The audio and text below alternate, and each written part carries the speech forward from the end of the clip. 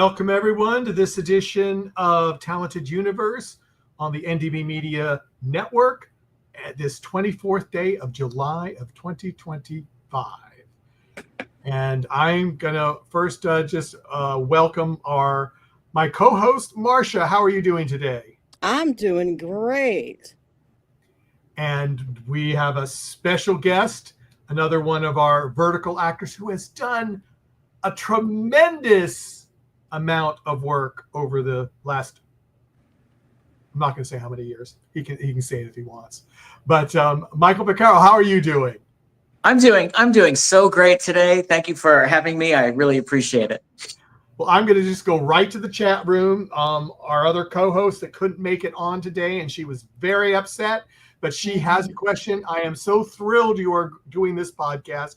I have been a huge fan of yours dating back to the early Darman studio days. Yeah. Can you tell us how you got started in verticals and what made you branch out? What made me branch? Oh, okay. Well, actors oftentimes like to work because they sometimes pay, and then you get to eat food. I enjoy that. So food was a good motivation. Food is a motivating factor for, I think, pretty much all actors. So when they offered me my very first vertical, I said, "Does it pay?" And they said, "Yes." And I said, "I can buy food. I'll do it." You'll do it.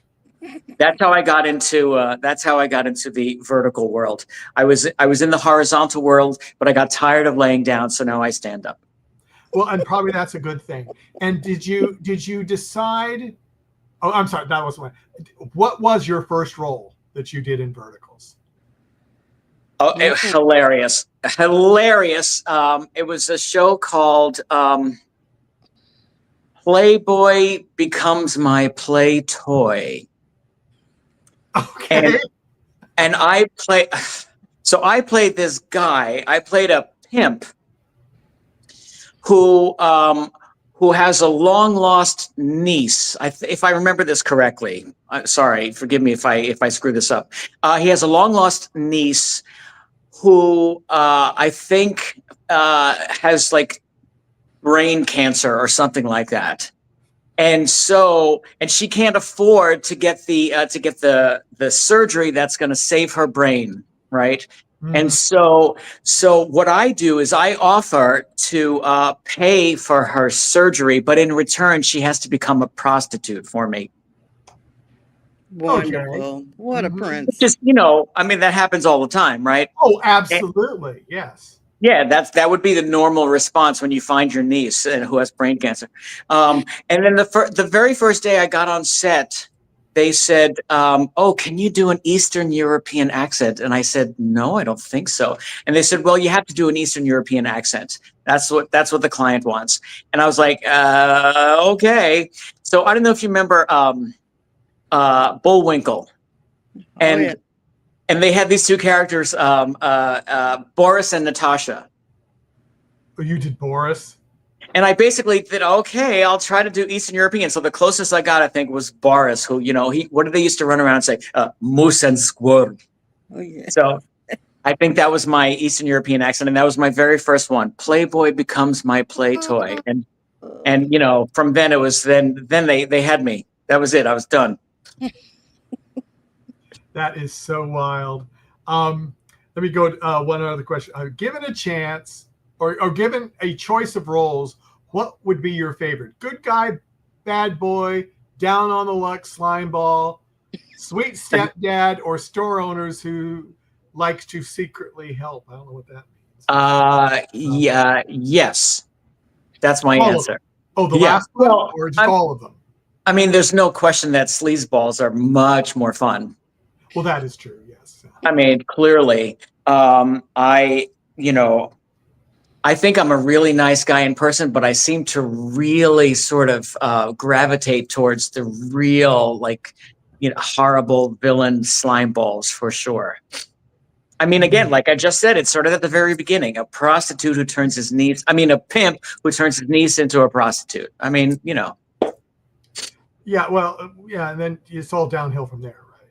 Or uphill.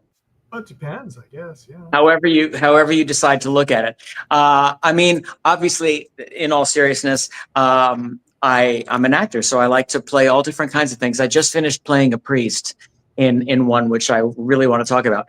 But yeah, of course I want to play everything. I want to do as much as I can possibly do. Well, there you go, Marcia. I'm gonna let you have it.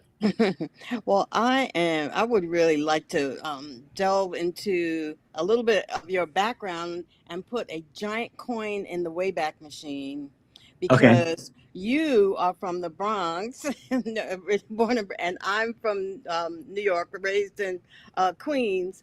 So you had a show called Child of the 70s. I did. And which is pretty outrageous because I saw some. It's pretty fun to watch. And Thank you. so growing up in New York City, what are some of the fun things you remember about that era?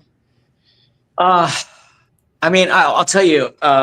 Okay, so I grew up in the Bronx. I was born and raised in the Bronx, and in an Italian neighborhood.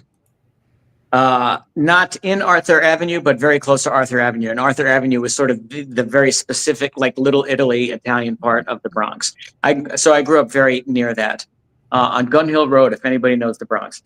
And like I said, it was an Italian neighborhood. And I will tell you the truth. There were a lot of mafia guys in my neighborhood in the Bronx back in the day. Mm-hmm. And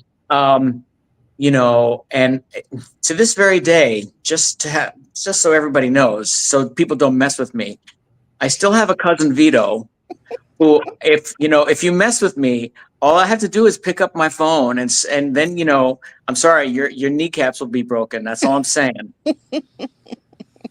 So those are the kinds of people that I grew up with, like everybody who's ever, any character that's ever been in a Martin Scorsese film. Those are the people I grew up with. Mm-hmm. And I will say my mother was very protective of me. I was a child actor, and there were various attempts from different mafia guys to like get me to sign a contract.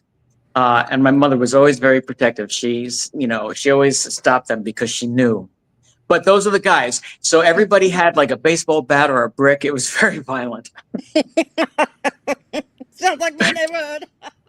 But I mean, these were such, besides the violence, these were such colorful characters.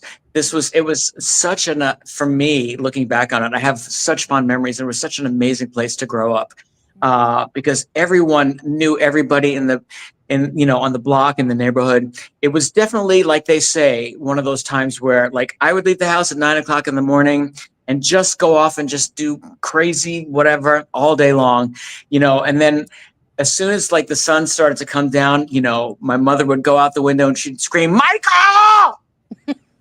and then you'd hear that and all the kids would just go running back. Everybody was named Michael or Tony or Angie or Joey. And it was a great time and a great place to grow up, I think. And again, I was a child actor, so then I had this sort of separate life in Manhattan. It was very, classy. You'd get on the subway and you'd go to Manhattan and I'd do these acting jobs and stuff. So that was a whole different, it was like living two different lives. Mm-hmm. So you were a child actor, but what prompted you to become a child actor? That's a great question. And when anybody asks me that, I honestly don't know how to answer it because I don't know. I truly don't know. It possibly was from another lifetime, if you believe in reincarnation, or it was in my DNA somehow, because I don't ever remember like any like light going off in my head, light bulb going off over my head or anything like that, or anything specifically happening or seeing anything that made me think, oh, that's what I want to do. It was one of those things that I don't remember a time when I didn't want that. Wow. And nobody in my family is in show business or anything like that. So I truly don't know where it came from. I was born with it, as they say. Mm-hmm. Or, maybe it's Maybelline, but I don't know. So was it commercials that you started with as a child, or were they parts? I did a bunch of commercials. The first thing I ever did was you will remember, of course, the Sears catalog. Oh, yes. And they had all these child models, and I was one of them. And every year I would be in the big Sears catalog, and I would do this. I probably saw you. You probably did. For a bunch of years, I did that. Yeah, and there were lots of commercials. And then I, as a very young kid, I started working in the theater, doing like musicals and stuff. So. Oh my gosh, the theater in New York in the 70s, 80s was incredible. I had the opportunity, didn't have a lot of money, but you know, in New York, they would give kids tickets, half price tickets to go to school, to go to Broadway plays and things like that. There were so many good shows. I mean, can you tell me some of the, yeah. The golden age, I think, the late 60s up until like maybe the early 80s of Broadway. And I was very lucky because I had a tremendously supportive mother.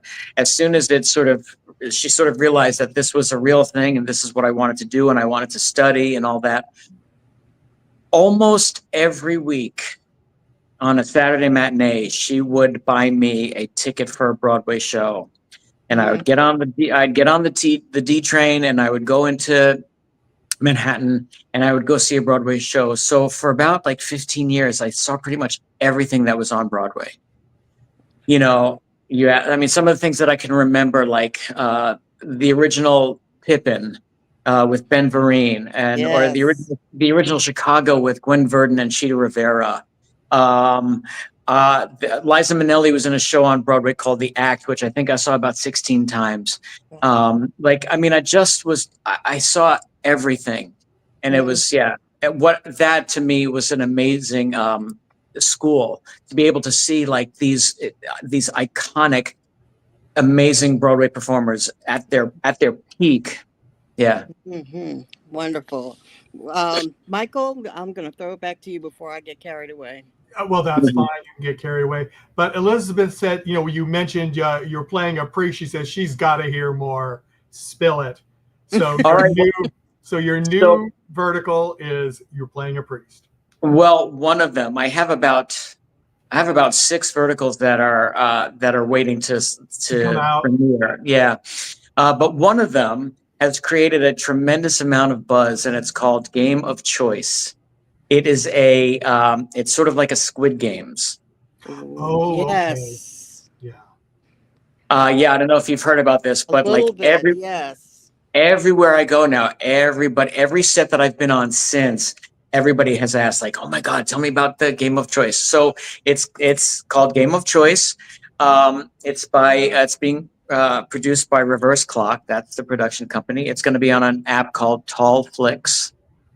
And I believe it's coming out possibly the end of August, maybe early September, something like that. I'm not sure. It was a tremendous experience. Gigantic. I think their idea is they wanted to make sort of the best vertical that anyone has seen yet. So there was a gigantic budget, a huge crew. It was quite a tremendous experience, and I play a priest who, for reasons that I will not speak about right now, who ends up having to play the game of choice, and I'm very excited about it. And it was an incredibly challenging role, both physically and emotionally. Tons and tons and tons and tons of stunts. You know, for weeks afterwards, my body was bruised like crazy, but also really, really fun. It's going to be a great show. I think everybody's going to really like it. Mm-hmm. Are you able to tell us some of your co-stars, some of the other? Because I think one of our recent guests. I think they did, and I'm trying to remember which one it Hannah? Was. It might have been Hannah. Yeah. I don't know. Let's see. Some of my. Hannah is not in it as far as I know, but there are guest appearances in it that I'm not even aware of. So who knows? Oh, okay. Let's see some of my co-stars. Sophia DeLucchi, if you know her. She's in it with me, and Felix Murbach. He's in it. He plays the host of the game. I believe he's on his way to Istanbul right now to shoot some verticals in Turkey. A whole bunch of people. Let's see, Ashley Michelle. She's in it, and Brian O'Shea is in it, and Kelsey. I mean, just so many like iconic vertical people are in it. It might have been Kelsey. Might have been Kelsey. Yeah. Yes. Oh well, Yes, Kelsey is the lead female in it. She's a badass. Yeah. That sounds exciting. So it's really exciting. Yeah. Are there, besides this one sounds like this is kind of might be your favorite so far. Is that good to say that maybe this role is your favorite? Or I know everybody says that, when they're publicizing something that's just about to come out, but like it truly was. It was like a great cast. We all got along really, really well. Again, it was very intense. There was training beforehand, like physical training beforehand. We had to work with stunt coordinators and intimacy coordinators. Like every single day, we would get to that set, and there was something that I thought, oh my God, this is actually going to kill me. This is it. I'm dead. So they didn't let you have a stunt double, you're telling me, and you had to do it? No stunt doubles at all. And I mean, and again, like violent people get shot and people get stabbed, and I won't tell you specifics, but like there was just so much fight choreography, and it was really tough, long days, just lots of physical exertion, and I'm old, man. I just wanted to like go. I was like, I got to sit down. So because of that, because it was so intense, and because they were spending so much money, and there was such a gigantic crew, and just like amazing stuff, I think it is my favorite, actually. At least so far, right? So far, yeah. I mean, I've done a bunch of them. Obviously, I think I'm on number 30 right now. And so obviously there are ones that I really loved and really had fun on, and loved a lot of the people. But this one I think is really gonna like push the envelope, as they say. I think this one is really gonna like, it's gonna be the one that sort of elevates everything, I think. So maybe the color you're wearing has, in honor of the of all the blood that we shed. There you go. Let's see. Okay, so there's one that's. Well, you just answered that one from Wanda. What's your favorite vertical so far? I'll throw it up there, but you just answered that kind of. So, money not being an issue, if given a choice, would you prefer to do theater work or screen work? Vertical or regular? I mean, yeah, that's one of the. That's a tough one. Well, I mean, the truth is, theater is my first love. I started in the theater. I started doing like musical comedies, and I started as a dancer, actually. So I did years of like tap and jazz and modern and all of that stuff. Bob Fosse was my sort of idol, was sort of like my favorite thing to do. Yeah. And then I spent years and years doing almost exclusively Shakespeare. So, I mean, I'm not going to lie. I love doing film. I love doing TV. But, I mean, theater will always be, I will always feel like I'm home when I'm doing theater. That makes sense. For sure. And Wanda asks, how was it working with Noah and Ashley? Noah and Ashley, I love them both so much. This was the one that I just did, which is called "Oops, I Married My Enemy." I didn't just do it; it came out. It just dropped. Yeah, I saw it. I thought it just dropped. Yeah. Yeah. I think that was my third time working with Noah, and my second, and because I had done one with Noah and Ashley previously, which was called "Escorting the Heiress." And then I did another one with Noah. So this was the third time with Noah and second time with Ashley. And it was great because that one was, it was a small cast. And we just had so much fun on that shoot, and I love working with both of them, and both of them are really great and fun to work with, like really, really fun. Noah is like a dream. He's such a nice guy. He's such a good guy. Well, that's good. Marcia, go ahead. Well, New where York. do your hair? Yes. Your hair is fabulous. I mean, I've seen so many different hairstyles that you've had. Tell me some of your hair stories. My hair is curly. I have Yes. what I have now is it's called like the Brazilian blowout. Where they put European some kind of something in it. I think it's keratin or something like that. And then they blow dry it, and so my hair stays straight. If once it grows out, and if I totally leave it alone, it gets it's very curly and wavy, and it's it's a nightmare in New York City summer humidity, right? And so every couple of years, I think, you know what, let me just straighten my hair and just let me, not have to deal with any of that stuff. But this comes with, it. Every morning, it's like I look at myself and think, oh my God, what am I going to do? But I'm lucky. I have great hair. I honestly think I have great hair. And thank you. And it's thick and it's full, and I feel like I'm never going to go bald, which is great, I guess. Although bald is sexy. Well, I don't know.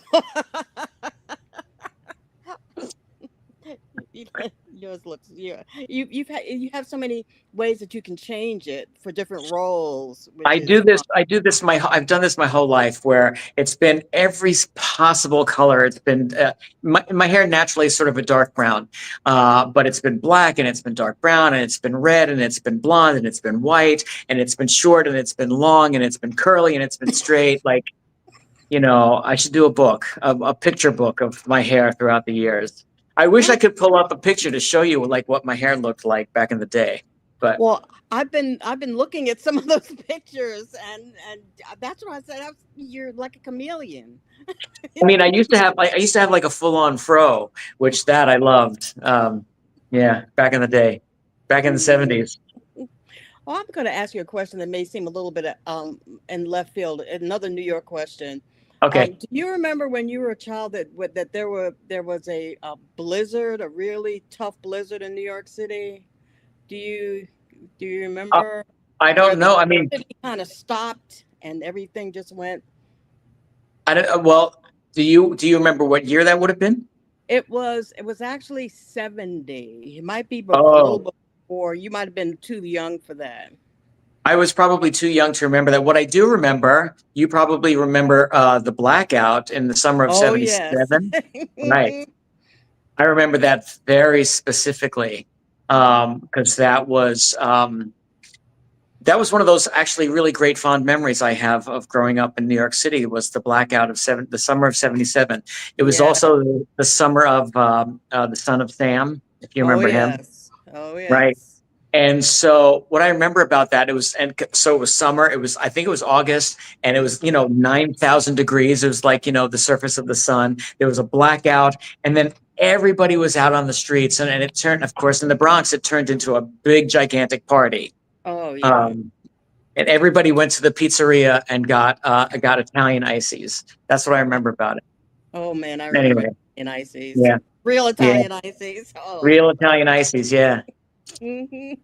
Well, now to jump more toward the more recent past, I saw in that Rogue One, the movie, was kind of important to you in a way.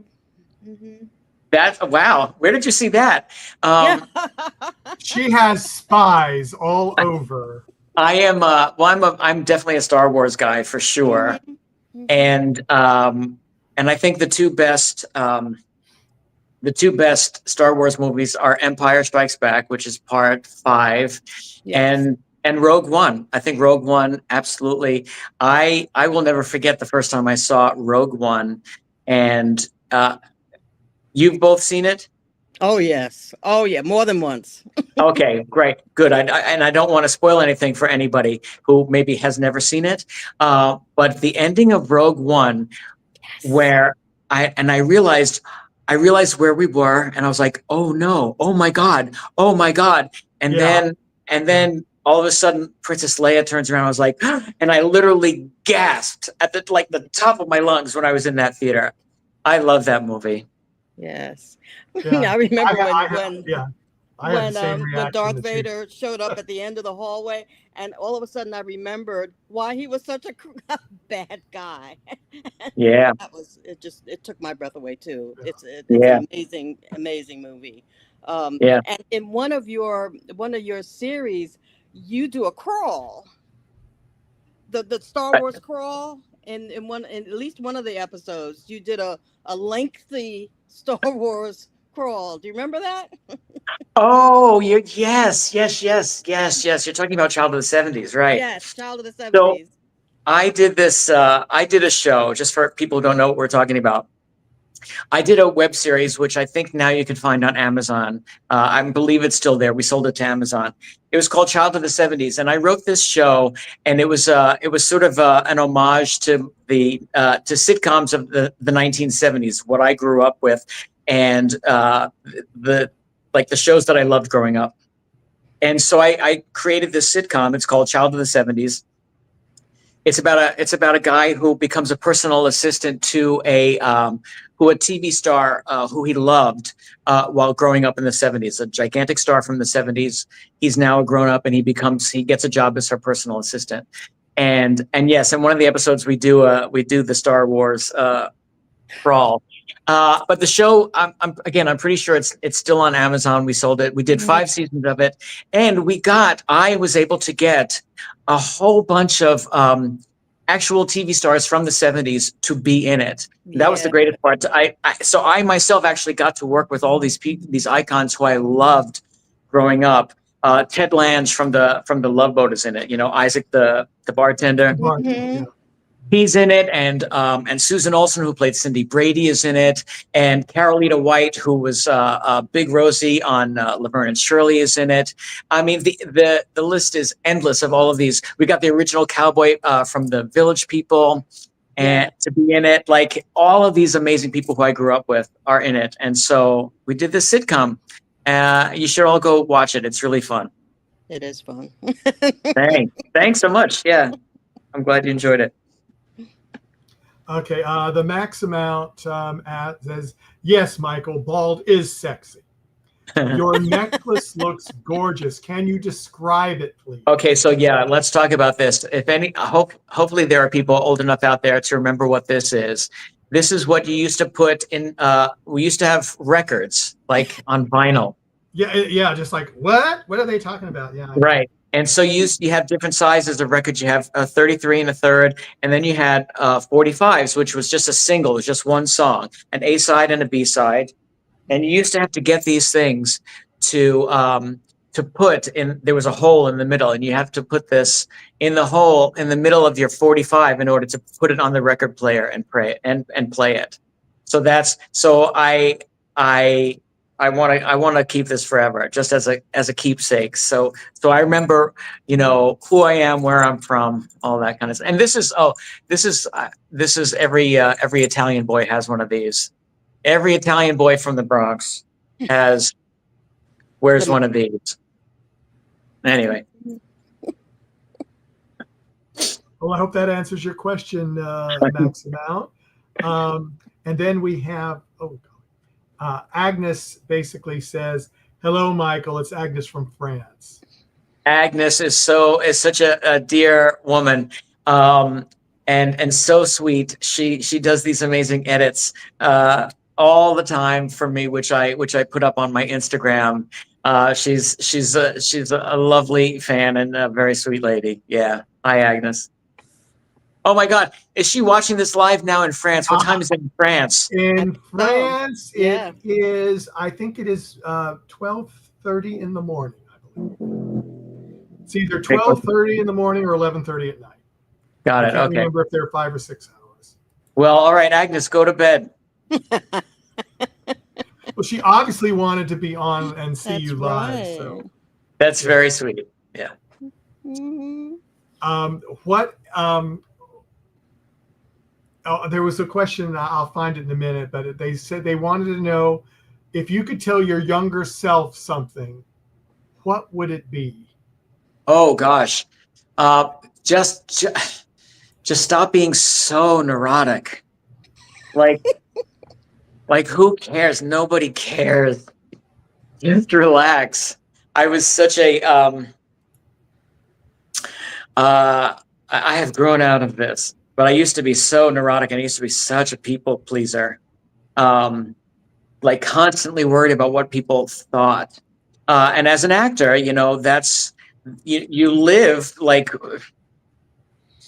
just hoping people like you, you know, hoping casting directors like you, hoping the director likes you, the producers like you just want to be liked all the time. And you know, it's such a heavy burden to carry around with you, this idea of like being liked by everybody. But now as an adult, as an older adult, I don't really think about that anymore. I just live my life and I worry about if I like myself now. And just so long as I like myself, then everything's good. Everything's copacetic. So yeah, I would just tell my younger self to just relax, just calm down, have a drink. Yeah, don't worry That sounds about good things. now. Would you, if you could do, well, let me go. If you could go anywhere in the world and film a project that you have not been to yet, where would you like to go? Oh, that I have not been to Not yet. been to yet. Okay. Well, okay. I am. I also am a writer, and I've written some screenplays, and I wrote a screenplay a couple of years ago which I entered into a competition, which I won. I won this competition, which was amazing, and that was in Switzerland. So I went to Switzerland for my very first time, which was absolutely stunningly beautiful. Like I couldn't believe it. But I mention this because I'm also a writer, and so I have another screenplay that I have written, which takes place in Thailand, in Bangkok. So I have a dream that this script that I wrote gets produced, and I get to go to Bangkok and film this. I'm fascinated by Asia in general, but by Thailand specifically. I was able, because of another job that I did a few years ago, also I was able to go to China and Vietnam and South Korea and just had the most amazing time. I am fascinated by Asia. And I very much want to go to Thailand and film a movie that I wrote. That would be very interesting. Beautiful. We have a friend of the network that's living in Thailand now. She moved there. She loved it. Oh God, times, and now she's moved there. I bet. It just seems like a fantastic, wonderful, incredible place to be. You know, I when I was in Vietnam shooting, I absolutely adored Vietnam. It was one of those places where I thought, you know what, I could just stay here. I literally I just won't get back on the plane. I could just stay here. So I'm sure I feel that way about Bangkok as well. But the best place in the world is Italy, just to put that out there. Yeah, you have to put that out there. I have to. Yeah, or you'll get in trouble by some people. That's right, yeah. Like Uncle Vinny, right? My Uncle Vinny will be very upset. Marcia, go ahead. Well, there are a lot of there's a lot of humor in some of your roles. So I wondered how you developed the ability to have that timing that goes into those kinds of roles. Okay, I can. A couple of thoughts come to my head. The first thing is I studied and graduated from Second City. I don't know if you know Second City. Oh yes. I'm a Second City guy, which is an improv conservatory, which is in Chicago and Toronto, Canada, and briefly was also here in Los Angeles, California. So I was there for 4 or 5 years, and I went through the entire program, and then became a performer on the main stage. And it was because I went there because I everybody who ever loved on Saturday Night Live came out of Second City. All those people in the beginning. All the beginning did, yeah. Gilda Radner and John Candy and all those people from SCTV, Catherine O'Hara and Andrea Martin, and Martin Short was a huge idol of mine, and Eugene Levy, like all those people. And Bill Murray, I loved all of those people. And so I ended up going to Second City. But I also will get back to New York City. And I think that New Yorkers have a distinct advantage over any other group of people on the planet. New Yorkers have a real sense of humor. I'll agree. Yeah. And I think you have to be able to fight, and then you have to be able to laugh at things in growing up in New York City. And I really believe this. I'm not just saying it. I think New Yorkers have a distinct advantage over other people if you grow up there. And I got my sense of humor from New York City and from all those people who I grew up and all those people I met in these different neighborhoods in New York City. There is definitely a rhythm of interaction that sparks a humor that keeps us going. And there's no question about it. And still to this day, I'm a million years old, but still to this day, I have that. I carry that with me. And a lot of people like it, and a lot of people find it grating and annoying, which is fine. But I also think there were television in the 70s, sitcom in the 70s, because I loved that. I was one of those kids. Like, I loved the Mary Tyler Moore Show and Rhoda and Phyllis and the Bob Newhart Show and Carol Burnett and all of those shows. A lot of it comes from that too, I think. Yeah. So do you seek out humorous roles in your professional career? I mean, not necessarily. I love doing comedy. Believe me, I love doing comedy. And to be honest with you, I feel like the Verticals have yet to do a real comedy. The Verticals do a ton of like rom-coms. Yes. Yeah. But I feel like the Verticals need to do like a full blown out, just insane, just a full on comedy. I don't know that they've done that yet, and I would like to do it. Would you write it for someone to produce it? I could write it. Yeah. There you go. I could write it. All right. Any vertical producers out there, or horizontal producers? Either of them too, yeah. Mm-hmm. Yeah, feel free to contact me, because I'll write you a good comedy. I love doing comedy. Obviously, as an actor, for me, there's nothing better than being on a happy, joy-filled set where there are two things, where there are laughs and there's food. Food is good. I'm telling you, you guys want to make actors happy, give them food and make them laugh. That makes total sense. You're a card. Do you have another question, or should I go to Justin's? Yeah, and you also musicals. You mentioned musicals, and what are some of the musicals that you would go back and see a million times? I know you've been in West Side Story and. Mm-hmm. Well, I did West Side Story for I don't know how many years, for so many years.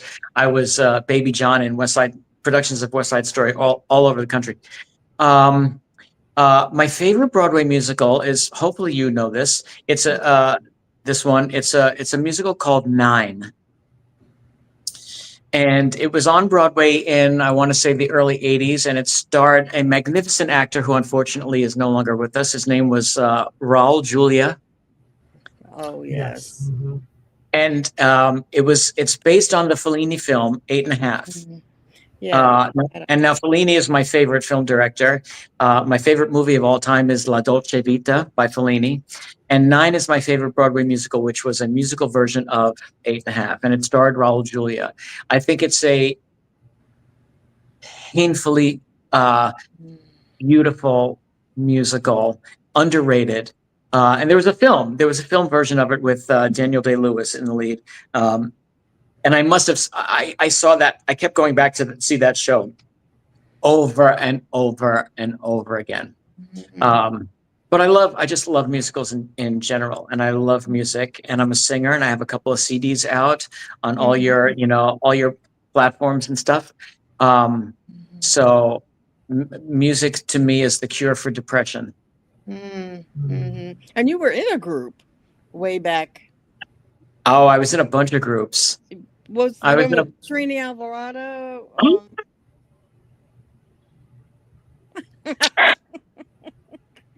How do you know that? Oh my God. Oh my God. Okay. That's okay. So again, growing up in New York City, one of my very first jobs was in a musical group.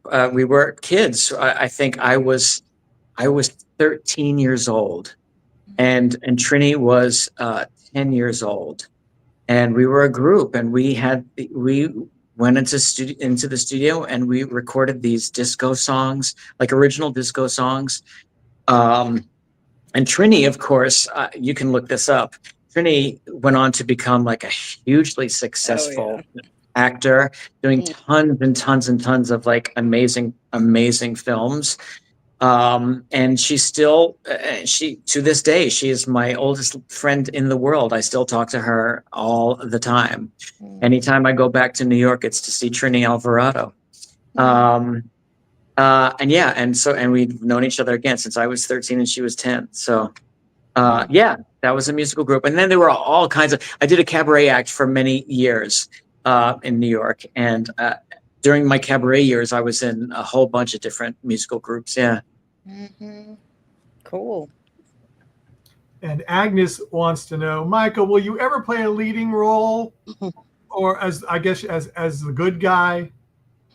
Who knows? Well, I will tell you, keep your eye out for Game of Choice, because he's definitely a good guy, for sure. He's definitely a good guy who is unfortunately forced to do some very horrible things because it's sort of the nature of the game. But he is definitely a good guy, and it's a lead role. And again, Game of Choice. Watch out for it. And Arc 54 wants to see if you're a klepto or something.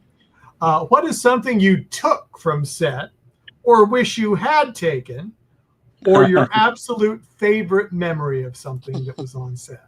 Well, I don't believe that I am the only actor to ever do this, but sure on occasion, I have taken my wardrobe. My wardrobe just mysteriously ends up in my bag when I leave at the end of the day. Oh, that's terrible. It just jumped in there, huh? I get home and I go, what is this? What am I? And because, they put me in some really nice suits sometimes, I gotta say. So that's red suits or other colors. And I'm not like a kleptomaniac. I mean, it's only happened once or twice. And I'm being facetious, because if there's ever something in the wardrobe that I really just can't leave without, I always go and ask. And never have they said no. They've always said, yeah, of course, take it. But yeah. So yeah. And Wanda says, Michael, which vertical actor or vertical actress would you love to work with that you haven't worked with yet? Got it. I mean, I've worked with everybody. I honestly have worked with everybody. There's only one person who is just huge in the vertical world who I have not worked with yet. I finally, by the way, I finally got to work with Jared Harper.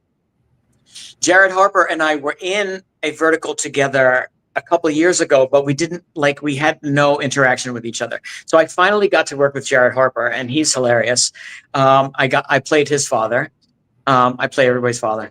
And but the only big person who I've not worked with yet is Eric Guillemette. Oh. Well, I'll write him and say that you want to work with him. Yeah. Tell him, please. Yeah. I'm pretty sure he's the only person like really like the big people in vertical right now who I have not worked with. No, we've had him on. We've had him twice on our show. So. Yeah. Yeah. Mm-hmm. Yeah, he just came out with one that he was in The Campus Rivals. That can't. Yes. Yes. Right. Yes. Yeah. Yes, I knew about that one. Yeah. Mm-hmm. Oh God, I don't think she's.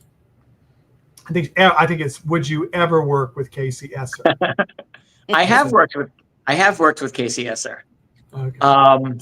And you're all gonna hate me, but I absolutely don't remember the name of it. I don't know. Honestly, I can't think even somebody remember in the chat 10 will know. things. Yeah, I mean, I never remember 10 things that I'm supposed to remember. If I was in 30 or more of something, I mean, So some of the questions I don't ask you because they ask you character names. And it's like, I mean, these people have got to be real. I mean, you don't remember the character names from 30 different productions. These titles are insane anyway. And they change them on you. And then they change them. Yes. And then they change them. But I have worked with Casey Esser. If you want to find out which one it is, you can go on my IMDb and you can type both of our names in, and it will tell you what we've been in together. But I did work with Casey once. Yeah. Yeah, but I mean, I just say, people, they're not going to remember these. I mean, and the truth is, again, because I'm old. Like sometimes I'll leave the set, and 10 minutes later I won't remember. So, like, where was I just now? Right? I mean, seriously, sometimes I don't remember this morning. So, God. Oh. I sometimes don't even know what time of day it is when I wake up, so that's a whole other. Right. Oh, please. Wait a minute, is it Wednesday or is it Thursday or are we still on Tuesday? I'm right there with you. It's terrible. It's terrible. Is there anything that you wanted to discuss that has not been brought up yet, or do you want Marcia to get some of her other deep dark things in the past? Oh, I mean. If Marcia has dug up something else, I would love to go there because, Wow. This just it stuck out to me, and is the movie Ishtar. Oh gosh. And okay, yeah. So we can talk about Ishtar. So Ishtar was great because for those out there who don't know and who've never seen it, and that's probably all of you out there, Ishtar was a film in I want to say the early 80s.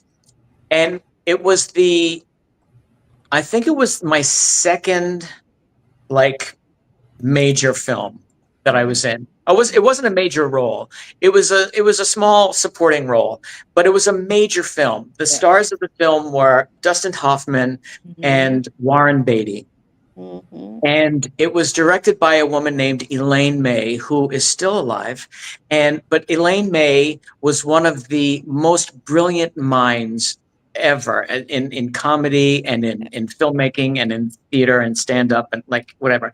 So it was a big deal when I got this job. And again, I spent the whole time, it was just a couple of scenes, but my scenes were all with Dustin Hoffman and Warren Beatty. Wow. And yeah, you can imagine, I must have been a teenager and I got this part. And I will tell you, Dustin Hoffman, I still remember this, was he just went out of his way because I was a young actor and I was obviously hungry and I was so thrilled to be there. And I wanted to do a great job. He just spent every single moment of that shoot, talking with me. We had endless conversations about acting and about theater and about plays and about studying. And it was that week or 2 weeks, whatever it was that I shot that, was an education with that man just in and of itself.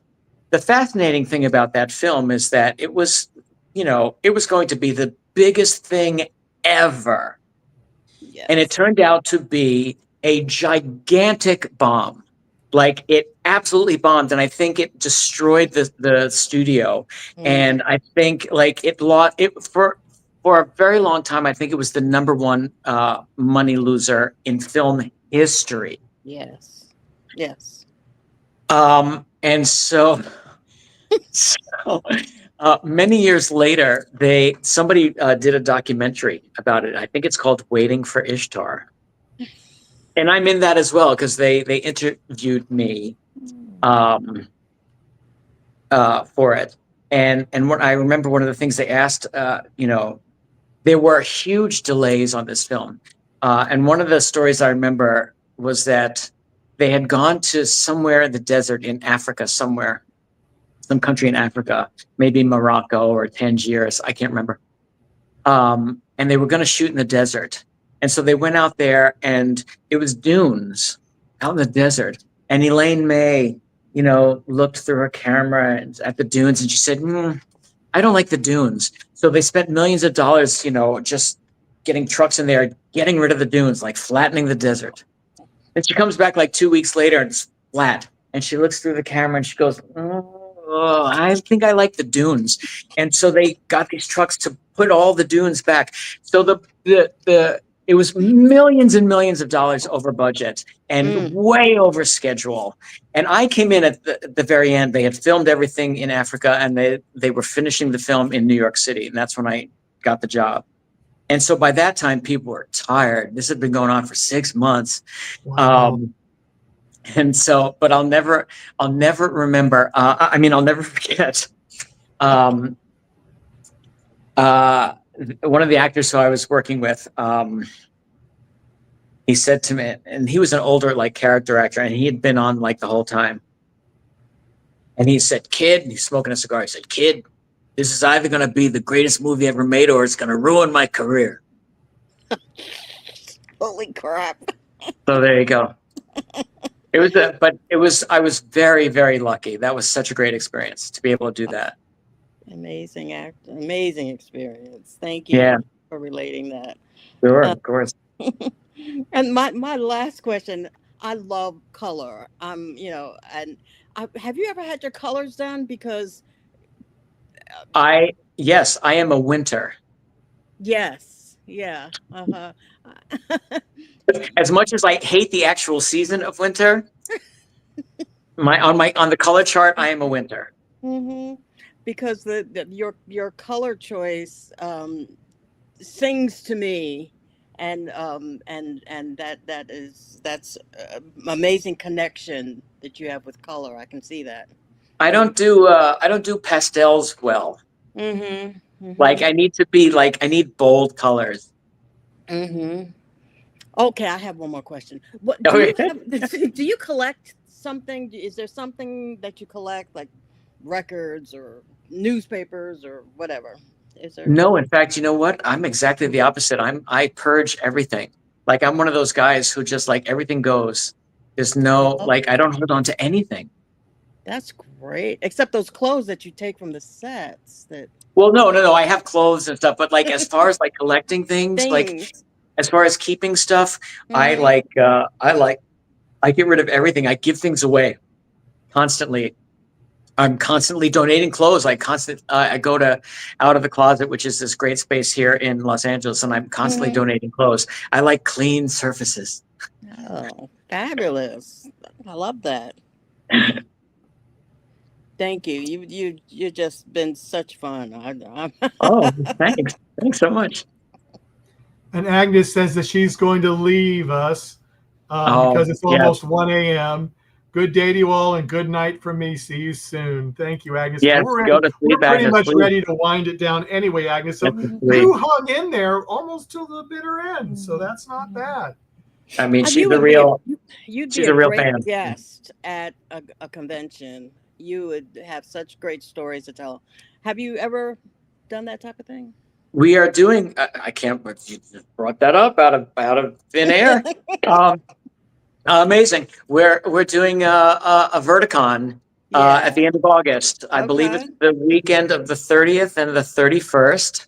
Mm-hmm. I shall be there, and many other of the vertical celebrities will be there as well. I believe the entire cast of Game of Choice will be there. I think we're going to do a panel, and I'm pretty sure Eric Gilmet will be there, and Jeff Violet will be there, and Sophia DeLuca will be there, and Felix Murbach will be there, and Kelsey will be there, and I'll be there, and I believe Noah will be there. Everybody will be there. Yes. So you're practicing your autograph? Sure. Yes.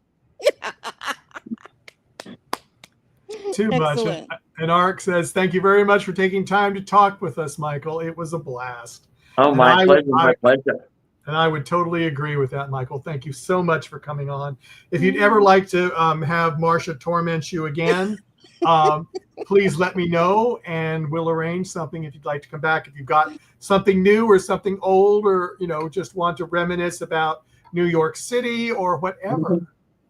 Well, thanks, you guys. I mean, I can't believe this. It's an hour. This thing has flown by. Yeah, This is like great fun. I really appreciate it. Thank you so very much for inviting me. Oh, you're more than welcome. We've had a blast too. But everybody out there, thank you all for coming, and we'll see you next time. Everyone. Bye-bye. Bye.